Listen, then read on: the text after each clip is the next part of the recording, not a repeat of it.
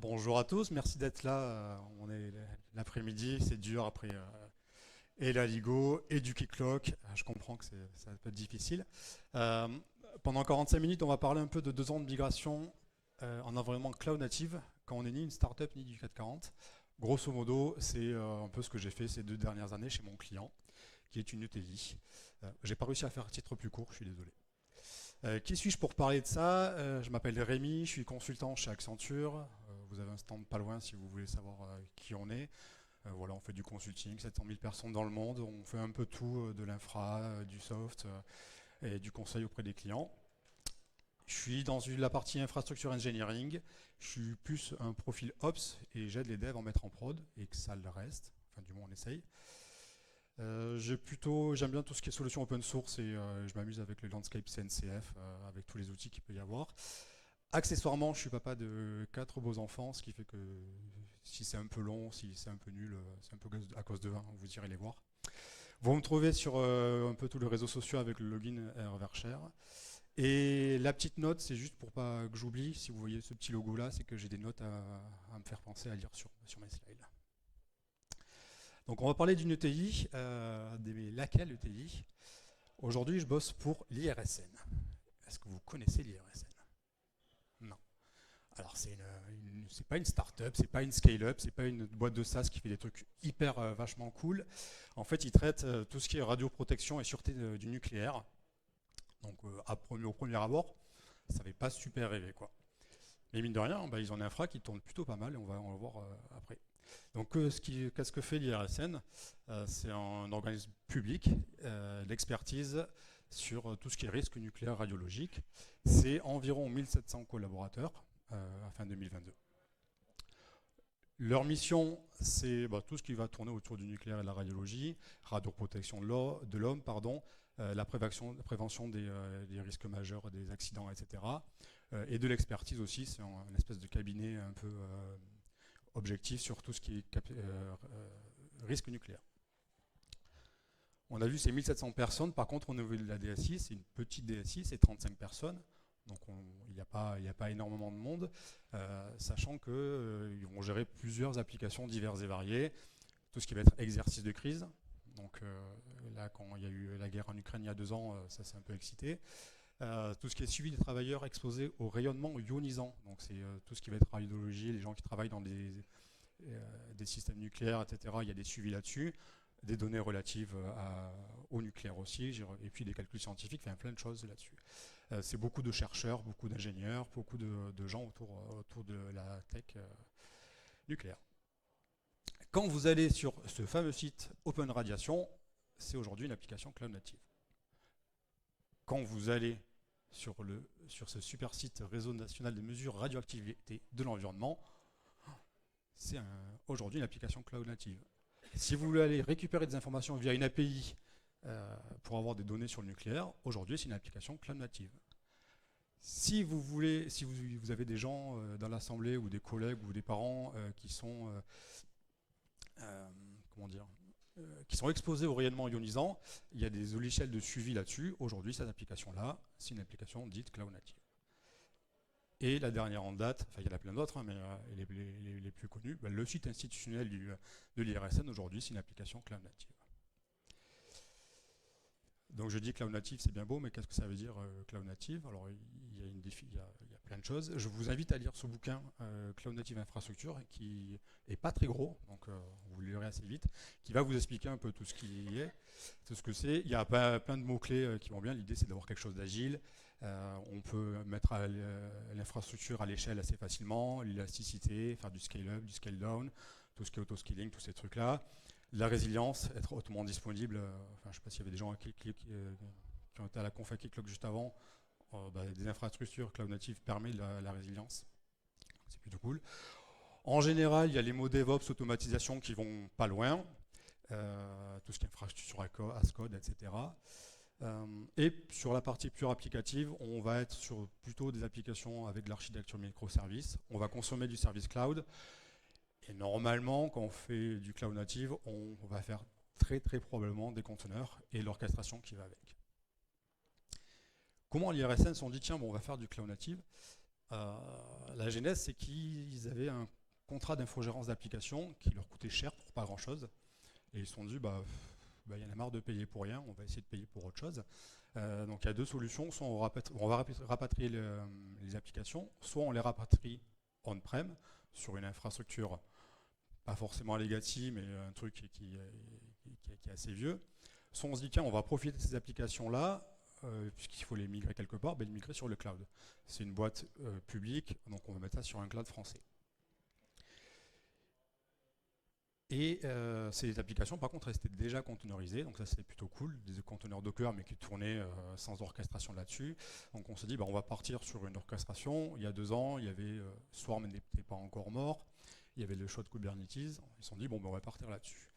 Donc, spoil, je vais parler beaucoup de Kube sur les prochaines slides, et un peu de cloud.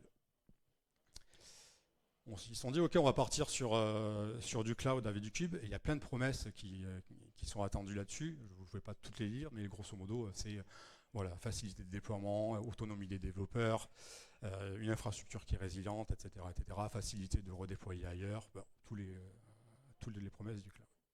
Est-ce que ça va être... est-ce qu'on va répondre à toutes ces promesses? On verra à la fin. Au niveau de la stratégie de déploiement, c'est-à-dire, ok, là, il y a 2 toutes petites applications qui sont infogérées, on les migre, etc. Mais on va profiter maintenant, au fur et à mesure de l'expérience, et on va migrer petit à petit de plus en plus d'infrastructures. Dire quelle application on va migrer, c'est simple. C'est dès qu'il y a une nouvelle application qui est développée ou qu'il y a du refacto à faire sur une V2 où ça demande de recoder l'appli, ça va être du conteneur sur du Kube. On va être donc du conteneur, on est plutôt sur des macroservices, donc c'est des applications qui ne sont pas très complexes, donc on va éviter de faire plein de petits conteneurs qui vont discuter entre eux, etc. Ça va marcher. Et on va essayer de respecter les 12 factor apps. Je ne sais pas si vous connaissez, j'imagine que oui. C'est des bonnes pratiques de gestion de conteneurs pour faire propre. Et après, ils ne se posent pas la question de dire, on va tout mettre dans Kubernetes. On sait que ça marche, ils nous l'ont dit à la télé, ils nous l'ont dit sur YouTube. Donc on va tout mettre, que ce soit les applis stateful, stateless, des bases de données et même d'autres trucs. Bref, on a des clusters qui orchestrent tout, c'est génial, on va tout mettre dedans. On va d'abord mettre des applications non critiques, on va voir un peu si ça marche, si ça ne marche pas, on va se prendre des murs, mais c'est pas très grave parce qu'elles ne sont pas critiques. Et puis une fois qu'on aura vu comment ça marche mieux, on passera sur des applications plus critiques, notamment les dernières en place, c'est l'application HDS. C'est de l'hébergement de données de santé, donc il y a quand même des données assez sensibles et qui tournent aujourd'hui en prod sur du code public à l'IRSN.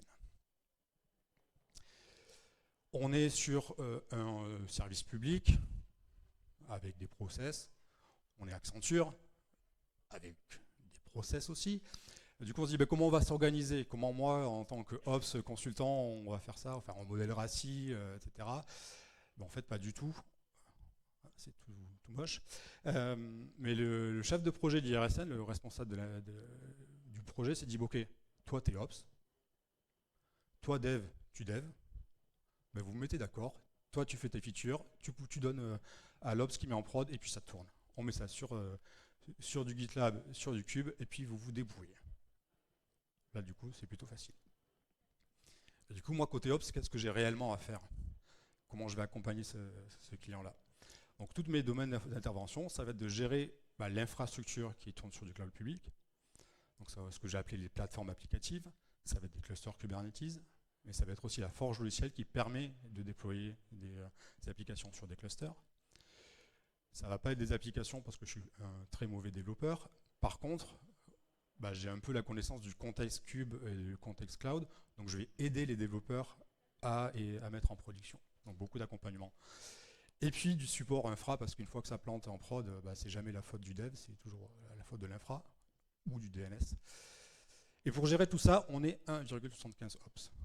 Donc moi, à savoir si je fais partie du 75 ou du 1, et puis une personne avec moi qui bosse là-dessus. Donc ça fait pas mal de taf, mais bon, ça se passe plutôt bien. Petit rétro-planning ou planning, bon, je ne vais pas rentrer trop dans les détails, mais voilà, on a commencé début 2021, enfin mi-2021, on s'est apprivoisé avec le client pour voir comment ça marche, comment on se met d'accord, et puis après on a déroulé, On a fait un peu de design sur la Software Factory, sur les clusters view, comment ça fait. Puis après, ben, on build, on run, on build, on run. Il y a eu 2-3 petits projets annexes, etc. Mais j'y reviendrai. Pour au final, ben, en fait, être là, dire voilà, le client il est autonome, il est content, et je partage aujourd'hui l'information avec vous pour dire que c'est plutôt cool.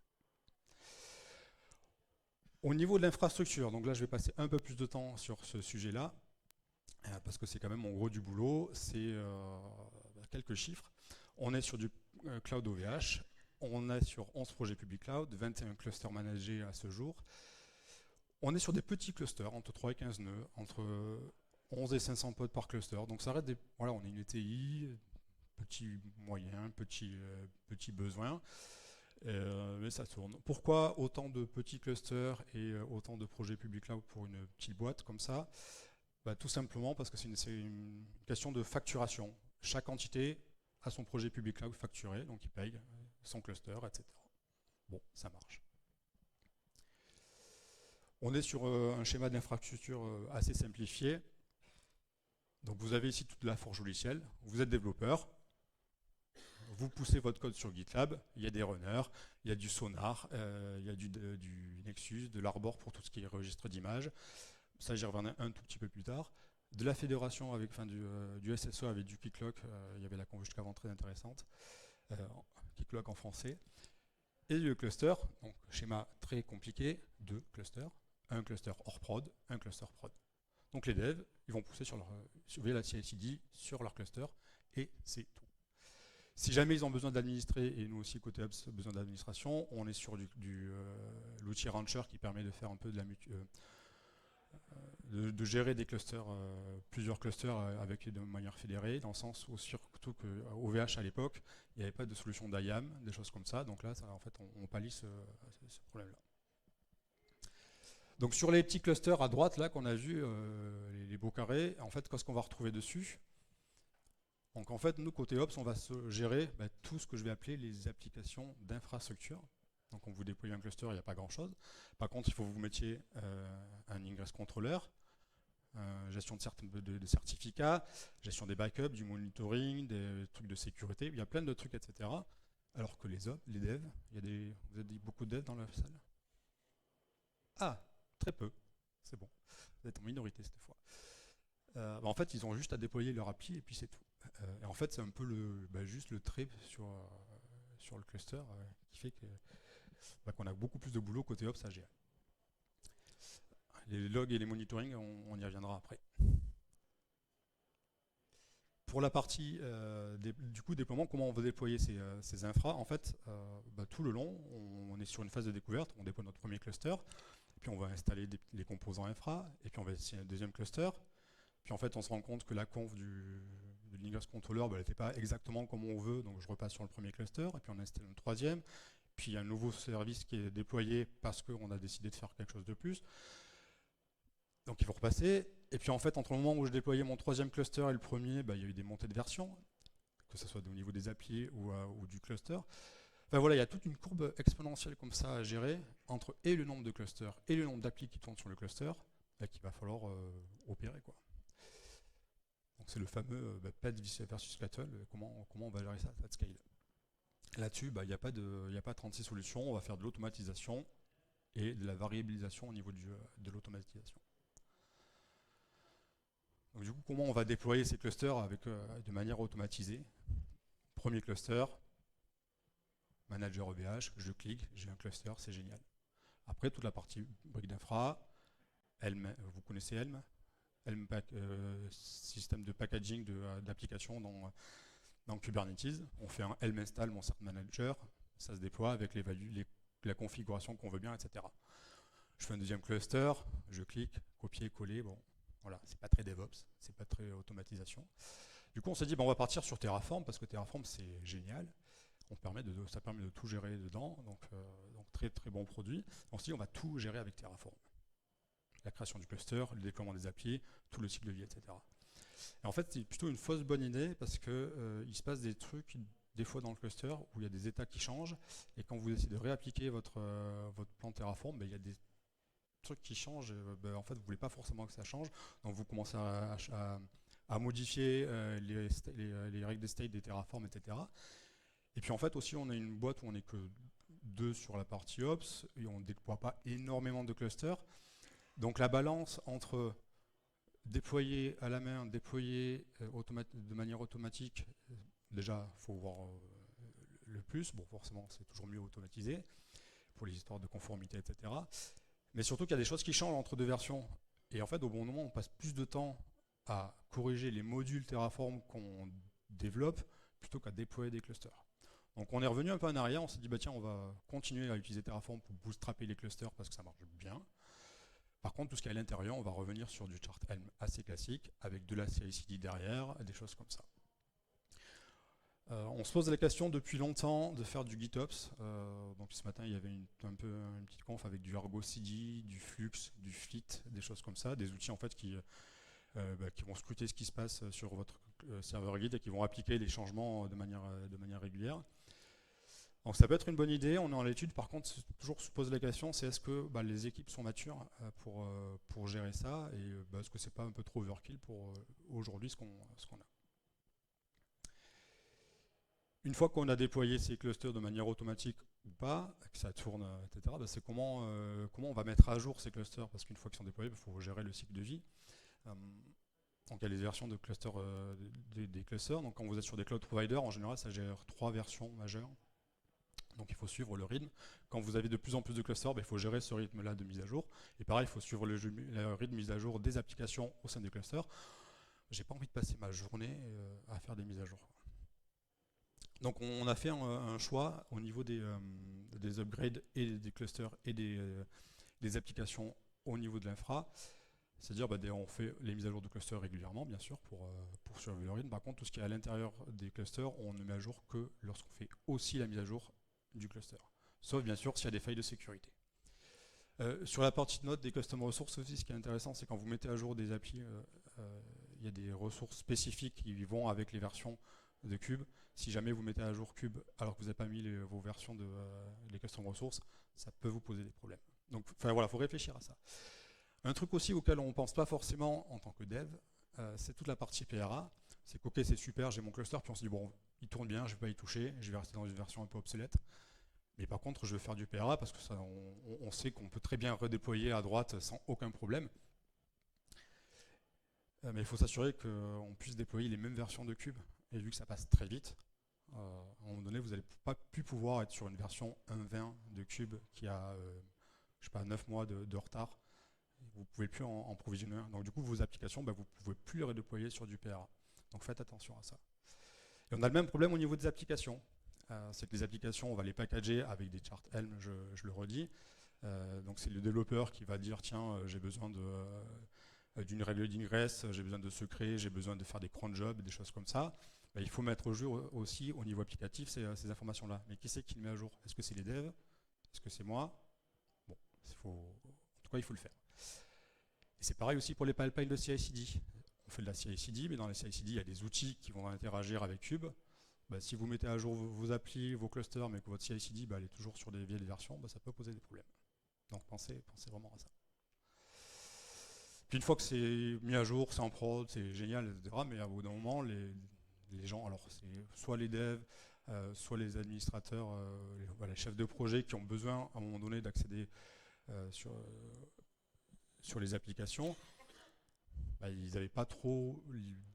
Moi, je connais bien l'environnement cloud, eux un peu moins. Comment ils vont gérer l'accès aux données? Alors, il y a beaucoup de petites bases de données. Comment je vais faire des dumps de bases? Comment je vais interroger, etc. Enfin, il y a plein de questions qui se posent comme ça. Donc, il y a le fameux kubectl exec pour rentrer sur un pod et puis faire les trucs. C'est pas très propre. Donc voilà, c'est des questions à se poser vraiment quand vous opérez des clusters. Ces clusters-là, quand je suis arrivé sur la mission, il y en avait déjà 1 ou 2 de déployés, ceux qui étaient donc la fameuse genèse. J'ai dit ok, c'est sympa, mais qu'est-ce qui tourne dessus? Je ne vais pas m'amuser à aller sur tous les clusters, voir ce qu'il y a. Et puis il n'y avait pas de problème, comme c'était des données, des services qui n'étaient pas critiques, si ça tombait, c'était pas grave, etc. Donc forcément, je reviens à la conf de, je crois que c'était hier, sur la partie SRE, mythe et réalité. Quelqu'un qui gère des solutions sur du cloud, et même ailleurs, sans observabilité. Enfin, une application qui n'est pas observée, c'est une application qui ne tombe pas en prod chez moi. Donc on met des outils d'observabilité. Là-dessus, on est parti sur une stack assez classique, du Prometheus, du Grafana pour gérer ça, du Thanos, donc Prometheus, Thanos, c'est pour tout ce qui est rétention longue et faire l'interrogation multi-cluster, et avec du Loki pour centraliser les logs. Donc c'est des outils libres pour gérer tout ça. Aujourd'hui, on ne fait pas de traces. Voilà. Si vous voulez faire des traces, je crois qu'il y a un workshop OpenTelemetry juste après, vous pourrez y aller. Petit schéma de comment ça marche. Ce qui est intéressant, c'est qu'il y a plusieurs équipes. Donc chaque équipe est maître à peu près de son cluster. Donc ils vont pouvoir accéder à leur infrastructure sans problème. Donc accéder à leur métrique, accéder à leur log. Par contre, moi, côté admin, j'ai besoin d'accès à tout. Et donc on a sur notre for logiciel un Grafana qui tape sur du Thanos qui va interroger l'ensemble des clusters. Comme ça, j'ai vraiment une vue d'ensemble de toutes mes métriques. Donc ça, c'est plutôt cool. Et puis une fois qu'on a ça, ok, on peut voir que ça plante ou pas, les erreurs classiques, mais on peut aller un peu plus loin, on peut faire le suivi de la performance. On a eu des tirs de charge sur certaines applications pour voir si ça tenait bien la charge. Donc on peut faire un peu de, comment on dit ça, du capacity planning. Ce qui est intéressant, enfin voilà, la différence entre monitoring et observabilité, on voit comment fonctionne l'application. Et puis on l'a un peu plus loin, on peut voir l'état des sauvegardes, on peut suivre les déploiements des applications, on va savoir combien vous déployez en prod, si vous faites des rollbacks, des choses comme ça. Donc moi perso, ça m'intéresse moyen, moi le but c'est que ça tourne et que ça marche. Et puis on peut aller un peu plus loin, on peut faire du FinOps. Aujourd'hui on est sur des clusters managés OVH. Quand vous êtes sur du cluster managé, vous n'utilisez que ce qu'on appelle les worker nodes, donc les nœuds qui ne font que la charge de travail. Toute la partie control plane, vous n'y avez pas accès. Mais par contre, il y a certaines données où vous avez besoin d'avoir accès, notamment savoir si mon cluster est à jour ou pas, s'il faut que je fasse une mise à jour. Aussi, je vois des gens faire la moue, dire mais qu'est-ce qu'il y a, j'ai besoin de récupérer sur mon cluster. Ben, c'est toute la partie etcd, l'état où il y a les états du cluster, c'est des choses qu'il faut interroger ailleurs. Donc OVH propose une API pour ça. Donc du coup, une fois qu'on a du monitoring, il suffit de développer le bon exporteur pour aller rechercher les bonnes métriques et on arrive à faire des tableaux de bord plutôt pas mal. Quand je parle de FinOps, en fait là ça me permet de savoir si mes nœuds ils sont facturés à l'heure ou au mois. Ce qui est plutôt cool. Instant pub, cet exporteur là, vous l'avez sur mon GitHub Herverchar, vous pouvez le récupérer. Pour ceux qui font du cluster managé chez OVH. Au niveau de la forge logicielle, je passe assez vite. En fait, la forge logicielle, sans forge logicielle, les développeurs aujourd'hui ne peuvent pas faire grand-chose parce qu'ils vont pousser leur code dessus et puis c'est elle qui va faire toute la partie CI/CD de déploiement, etc. Donc je reviens sur ce schéma. Et en fait, la forge logicielle, c'est ni plus ni moins qu'un cluster applicatif comme un autre. Sauf que les applications qui tournent dessus, ce n'est pas les applications des développeurs, c'est des applications tierces. Et en fait, ce cluster applicatif comme un autre, en fait, ça devient le cluster le plus important à gérer parce que sans ce cluster-là, en fait, ils ne peuvent plus rien faire. Donc ça devient un SPOF. Aujourd'hui, on est à 500 utilisateurs sur les projets GitLab, plus de 800 projets, 200 000 pipelines exécutés il y a quelques jours. Donc c'est pas non plus énorme, mais il faut qu'il soit up comme il faut. Et puis il y a une adoption de la plateforme assez forte, donc il faut vraiment qu'elle soit disponible et il faut qu'elle tourne, quoi. Si vous avez votre registre d'images qui ne marche plus, tous vos clusters derrière, ils vont marcher, mais s'il y a un nouveau déploiement qui se passe, ils ne pourront plus récupérer des images à jour. Et un truc aussi, c'est que je suis consultant, donc la plateforme aujourd'hui je l'opère, dans quelques mois, dans quelques années, peut-être que ça sera quelqu'un d'autre. Donc il faut se poser la question, c'est ce qui est en place là, est-ce que ça sera administrable par quelqu'un d'autre.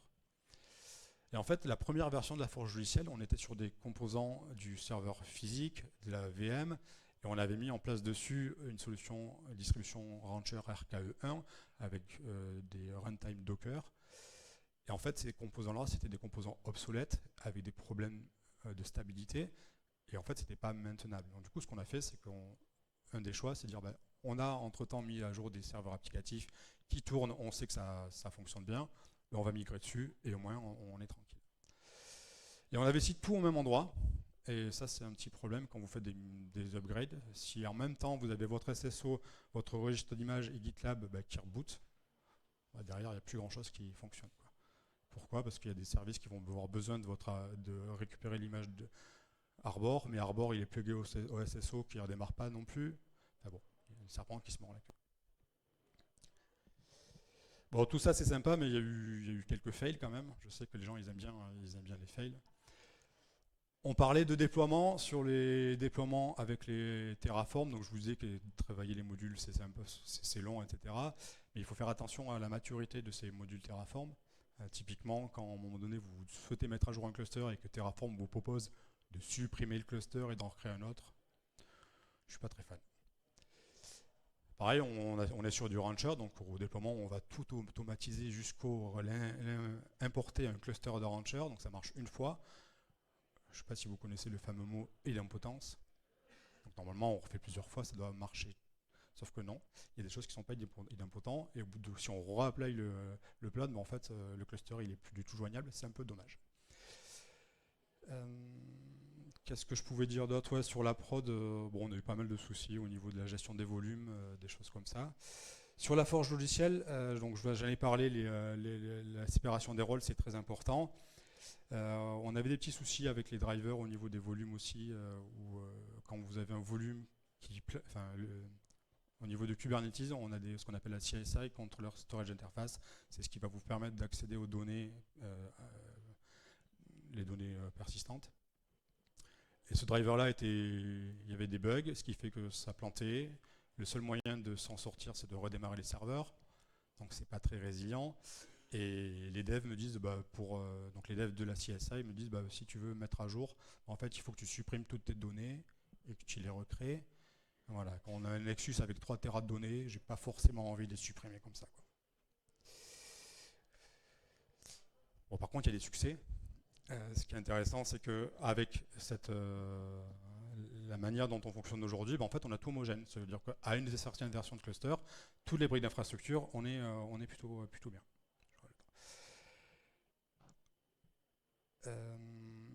On parlait de solutions résilientes, donc on est sur du cluster, franchement, ça tourne plutôt bien. Et puis les ressources consommables, un dev a besoin de plus de RAM, plus de CPU, il n'a plus qu'à cliquer à payer, ça marche. Enfin, cliquer à éditer ses manifestes YAML, ça va marcher. Ça, c'est vachement pratique. Je parle surtout des données parce que c'est des choses moi qui me semblent importantes. Vous voulez rajouter du disque en un job de CI/CD, c'est réglé. Et puis la plateforme logicielle aujourd'hui, elle tourne bien, et tellement bien qu'il y a même d'autres équipes qui s'en servent pour leurs projets hors cluster, Cube et autres projets public cloud. Et petit mot aussi sur la partie SSO avec du Keycloak, franchement utilisé, ça marche super bien. On a vu la partie infra, maintenant je vais parler un peu de la partie application. Donc vous vous doutez que ça va être beaucoup plus court vu que je ne suis pas du tout un dev. Mais par contre, il faut les accompagner, ces devs. Si vous vous rappelez le petit schéma tout moche avec l'écran, l'IRSN aujourd'hui, pour chaque développement, soit ils développent en interne, soit ils font des appels d'offres. Et au niveau des appels d'offres, en fait, c'est jamais les mêmes qui gagnent, forcément. Donc les équipes de dev ne sont pas les mêmes, les technos ne sont pas les mêmes, et la complexité applicative n'est pas forcément la même non plus. Donc en fait, dans le petit schéma où on a le responsable IRSN, moi, Ops, mon collègue, et le dev, en fait, c'est pas le dev, c'est les équipes de dev qui vont chacune devoir gérer, déployer les applications. Et donc moi, je vais aider un peu tous ces gens-là. Pour les aider, parce qu'on n'est pas méchant quand même, pour qu'ils rentrent dans un environnement sain et homogène et tout ça, on va leur mettre à disposition de l'environnement qui va bien. Donc on commence par un compte Keycloak SSO. Avec ce compte-là, ils ont accès à l'ensemble de la plateforme, au cluster dont ils ont besoin, et puis ça roule. On bootstrap des projets avec une structure GitLab, avec des super ennemis qui ne disent pas, pour dire, voilà, maintenant, tu as ton projet, si tu veux faire la CI/CD, voilà comment faire, comment construire ton image Docker, comment faire ton déploiement, et puis on fournit même des templates de jobs de CI/CD pour faire ça. Et si jamais vous ne savez pas faire des jobs de CI/CD et gérer ça, il y a quelqu'un au fond dans la salle, vous avez une petite boîte R2DevOps pas loin qui vont vous aider à faire ça.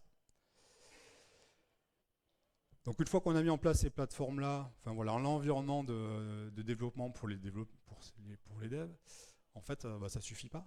parce qu'un truc où je me suis rendu compte, c'est que les devs, ils sont pas tous égaux. Il y a une maturité au niveau des équipes qui est vraiment différente.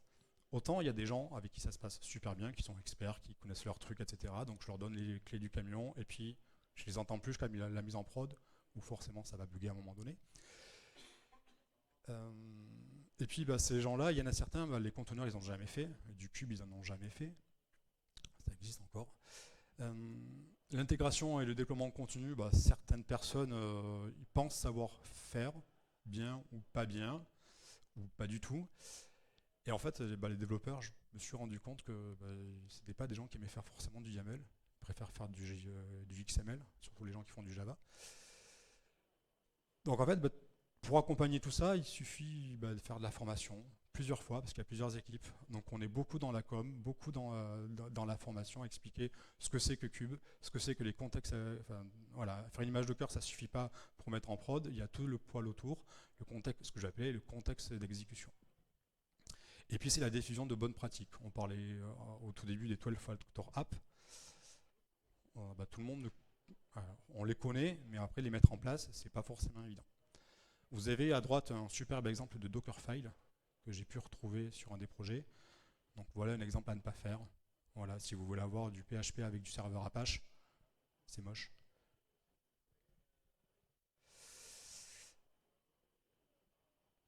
Pour échanger là-dessus, en fait, on fait beaucoup de com. C'est quand même un gros sujet au niveau du consulting. Voilà, je reste un consultant. Mais comment on va communiquer ? On pourrait faire des tickets et dire voilà, t'as pas fait ton ticket, merci, au revoir. Non, je ne sais pas si vous vous rappelez le schéma. Il faut qu'on discute avec les devs, avec les gens de chefs de projet. On est vraiment sur du multicanal. Alors il y a certains, ils veulent dire ouais, mais attends, c'est pas tracé. Des mails, c'est sympa, mais quand t'es pas là, etc. S'en fiche. Le but, c'est que la com elle passe et que l'action soit faite et que ça marche, quoi. Après, de la manière dont on communique, le principal, c'est que le message soit passé. On est vraiment sur la discussion directe. C'est-à-dire que moi, je parle avec les devs. Voilà, des ops qui parlent avec des devs, ça existe.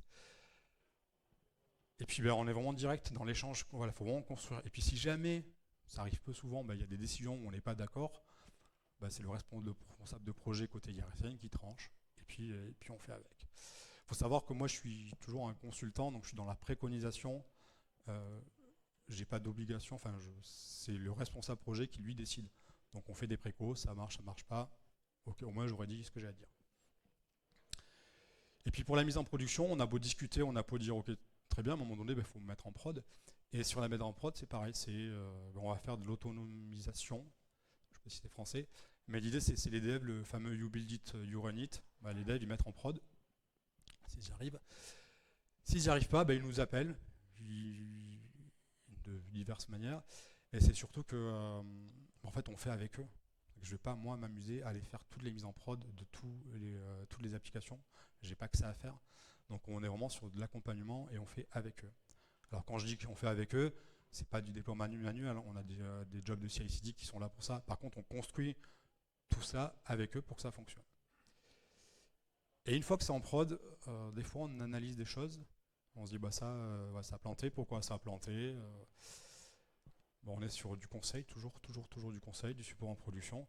L'idée c'est vraiment que l'application, ce que je disais au tout début, mon rôle c'est à la fois de conseiller et d'aider les devs à mettre en prod et que ça le reste. C'est super la com, c'est joli, mais c'est pas pareil, il y a eu quelques fails. Donc on a vu la construction des images Docker, franchement, s'il vous plaît, faites des belles images Docker. C'est sympa de faire des images custom, etc. Mais faites très attention, j'ai eu plein de problèmes bêtes et méchants au niveau de tout ce qui est gestion des certificats à l'intérieur des images Docker qui sont plus supportées. Des gens qui s'amusent à faire des versions à partir d'Ubuntu. Sachez que les versions Ubuntu, si elles ne sont pas ETS, ça dure 6 mois ou 9 mois, je crois, le temps de maintenance de ces images-là. Je ne sais pas si vous vous rappelez, on a mis un peu du Loki en place pour la gestion des logs. Donc on a des petits devs qui s'amusent à mettre des volumes spécifiques ou mettre les logs dedans au cas où ils ne puissent pas les récupérer ailleurs. C'est moche, ne faites pas ça. On a des beaux systèmes qui permettent de gérer ça. Évitez. Au niveau des logs, je parlais, ils ont fait des volumes de données, mais ils mettent des logs dans des volumes spécifiques, mais ils oublient de mettre leurs données statiques, ce qui peut aussi poser problème au démarrage. Donc faites attention à ça. Donc c'est vraiment tout le contexte d'exécution qu'il faut bien prendre en compte. Quand je parle de données, en général, il y a base de données qui va pas loin. Alors ça, j'ai eu quelques surprises avec. Les gens qui s'amusent à faire des chemins de migration au démarrage des conteneurs Docker, en fait, on parle de Flyway, de Liquibase, je ne sais pas si ça vous parle. Ouais. Faites très attention parce que si vous démarrez un pod avec un init container, donc c'est un conteneur qui va démarrer avant votre application, qui fait un changement de base, et puis que ce truc-là il plante, il n'y a plus rien qui marche, parce qu'en fait il va essayer de redémarrer, et puis ça ne marche pas, puis il va essayer, puis ça ne marche pas, puis c'est foutu. Puis vous dites ok c'est bon, j'ai corrigé ce bug là, mais en fait ça met du temps parce que j'ai des grosses bases de données, plusieurs centaines de gigas, donc faire un alter table machin, bah, ça prend du temps. Sauf que toujours pareil, contexte d'exécution, on a ce qu'on appelait tous les probes, startup probe, liveness probe, etc. Ce qui fait que si votre phase de migration dure plus de X minutes, que fait Kubernetes? Il plante et ça redémarre, et ça plante et ça redémarre. Donc voilà, petit point de douleur sur les bases de données, faites attention là. Et je disais aussi qu'on mettait tout dans Cube, de l'appli, de la base de données. On a essayé aussi de mettre du FTP. C'est service FTP. Je ne sais pas si vous vous rappelez, ça n'a jamais marché sur du Cube.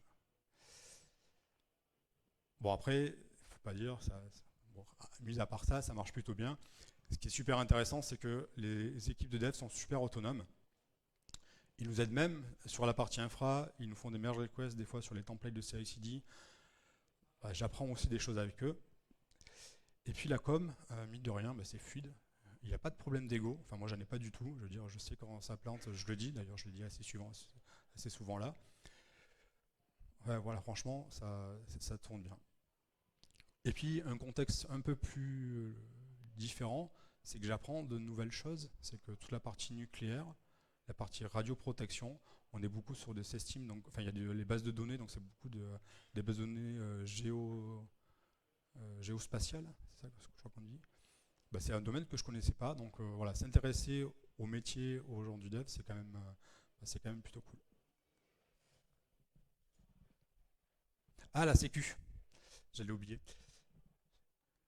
Il y a les messieurs de la sécu qui nous ont dit ok c'est sympa votre truc, open bar, on délivre, on fait tout autonome, mais il y a quand même des trucs à faire attention.